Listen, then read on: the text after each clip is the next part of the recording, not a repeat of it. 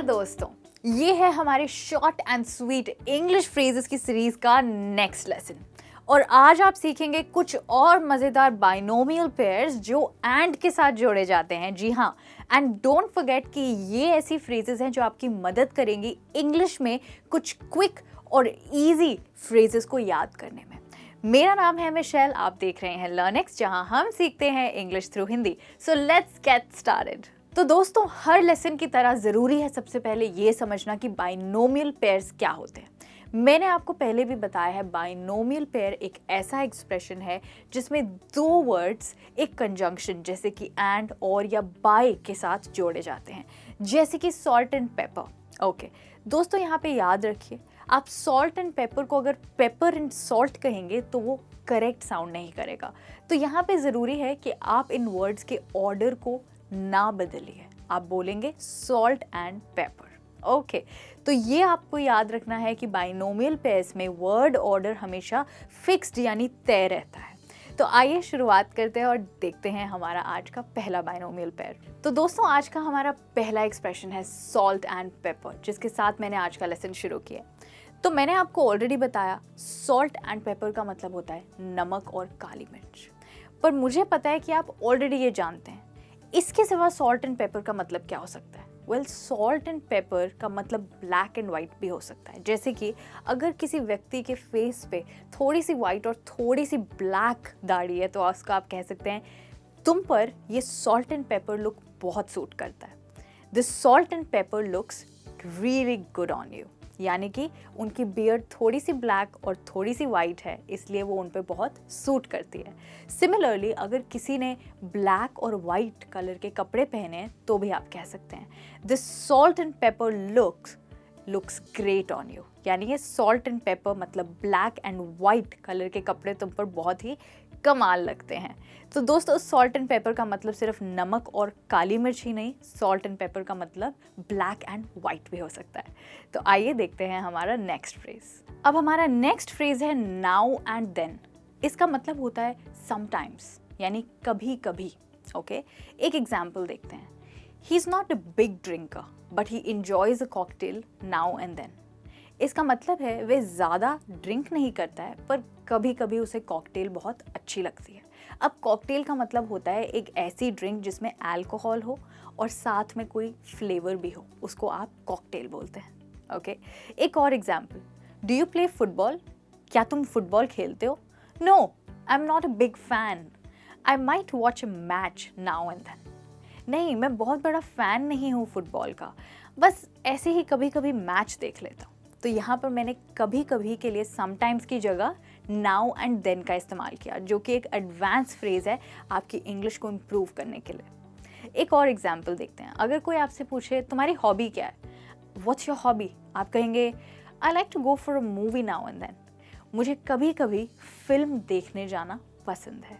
Again, यहाँ पे sometimes ना यूज़ करके हमने नाउ एंड देन का इस्तेमाल किया। What do you do on weekends? तुम वीकेंड्स पर क्या करते हो? I go to visit my parents now and then. मैं कभी कभी अपने पेरेंट्स को विजिट करने जाता हूँ वीकेंड्स पे। ग्रेट। तो दोस्तों, ये है आपका सेकंड स्मार्ट फ्रेज, जिसका मतलब है कभी कभी, और समटाइम्स की जगह आप कह सकते हैं नाउ एंड देन। हमारा नेक्स्ट फ्रेज है लॉस्ट एंड फाउंड, यानी खोया और पाया। वेल, ये एक ऐसा स्थान है जहां आपकी खोई हुए वस्तुओं को आप फिर से ढूंढ सकते हैं। जिसका मतलब है, अगर आप किसी कंपनी में काम करते हैं, उस कंपनी में ज़रूर एक डिपार्टमेंट होगा लॉस्ट एंड फाउंड, जहाँ पे खोई हुई चीज़ें सब कलेक्ट करी जाती हैं ताकि जो उनके मालिक हैं वो उनको आके वापस ले लें। तो अगर आपने अपना मोबाइल खो दिया है, आपको लॉस्ट एंड फाउंड डिपार्टमेंट में चेक करना चाहिए। If you have lost your mobile, you can check with the lost and found department. हमारा नेक्स्ट फ्रेज है सिंगिंग एंड डांसिंग। इसका मतलब होता है गाना बजाना और नाचना। तो आप कह सकते हैं there was a lot of singing and dancing on my brother's wedding.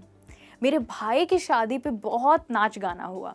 तो जैसे हम हिंदी में नाच गाना कहते हैं, उसको आप सिंपली इंग्लिश में कह सकते हैं सिंगिंग एंड डांसिंग।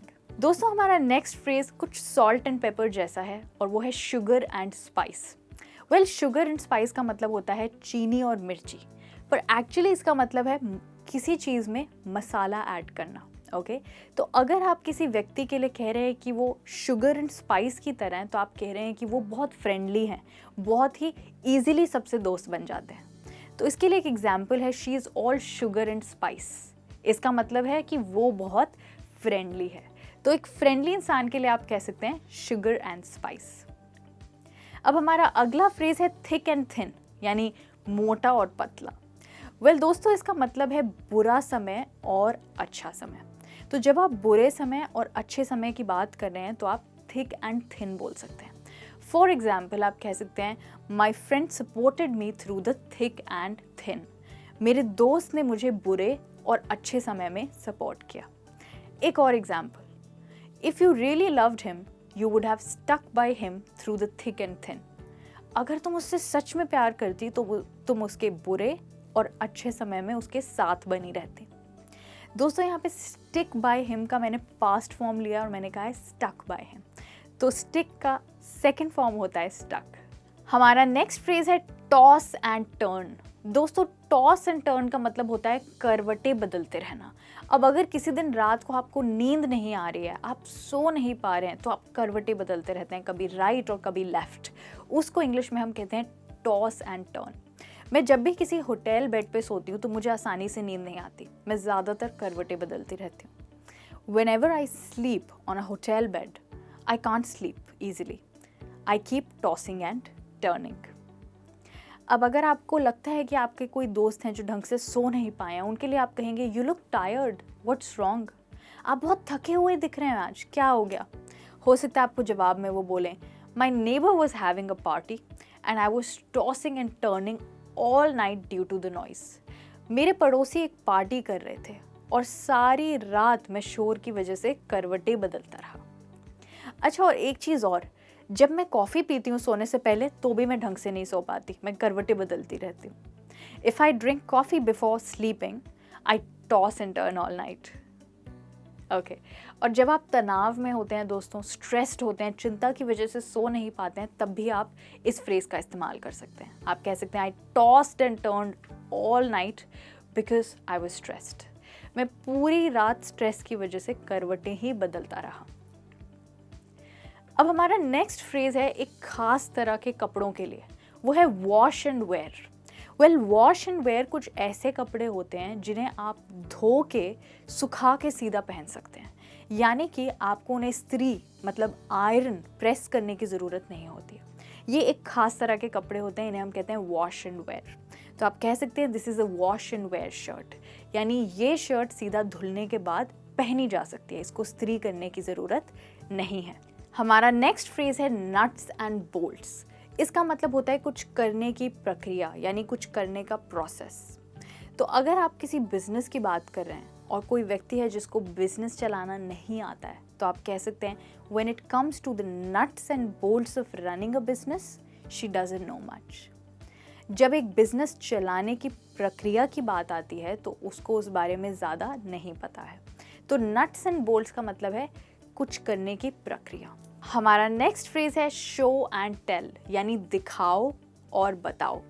वेल ये स्कूल्स में या ऑर्गेनाइजेशंस में एक एक्टिविटी होती है जिसमें जो पार्टिसिपेंट्स होते हैं उनको बोला जाता है कि वो कोई वस्तु को प्रस्तुत करें और उसके बारे में बताएं। जैसे कि आप कह सकते हैं she can bring her toy to school for show and tell, यानी वो अपने टॉय को स्कूल में लेके जा सकती है शो एंड टेल की एक्टिविटी के लिए, यानी कि वो उसके बारे में दिखाकर उसके बारे में और बता सकती है। तो दोस्तों ये थे आज के शॉर्ट एंड स्वीट फ्रेजेस जिन्हें यूज़ करके आप अपने इंग्लिश को नेक्स्ट लेवल पे लेके जा सकते हैं। जैसे कि आपने सुना, इन सब फ्रेजेस के कितने अलग अलग मतलब हैं। सो आई होप आप इन्हें यूज़ करेंगे और एडवांस इंग्लिश बोल पाएंगे। Thank you so much for joining me. See you soon. Bye bye.